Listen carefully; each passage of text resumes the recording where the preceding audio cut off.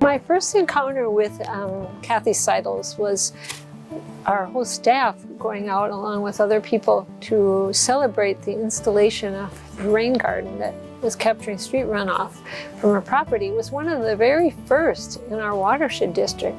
And I knew that they were, both she and her husband were really advocates for water quality. But as I got to know her more, I found out more and more how strongly she felt about protecting the environment, keeping things clean along the parkways.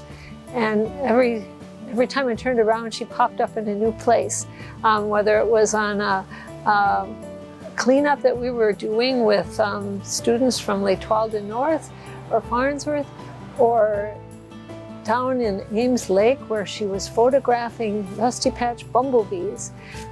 She was really, and has always been, really a caretaker of the environment. And not only taking care of the environment, but getting other people to be interested in protecting our natural resources and advocating for them as well. So, but she's a hands-on, boots on the ground kind of person. And so where you see her is often out in the field, doing surveys about insects, also getting other people in her neighborhood to add more native plants to their yards. And more recently, I asked her if she would be willing to come in and do a lesson on the rusty patch bumblebee for some students at Lake Tualden North. Well, sure enough, she showed up in an incredible costume, a rusty patch bumblebee. Such a creative person, and even she and her husband have songs that they've created and recorded. So when I want to go to find out where these endangered species are hanging out and what she's doing about it, I call up Kathy, and there she'll be ready and willing to share her information.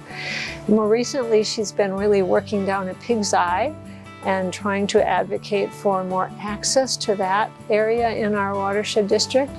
And this fall, she helped us, or I should say last spring, she helped us with a planting at our Wilderness in the City project in Battle Creek Regional Park. When you call Kathy, she shows up.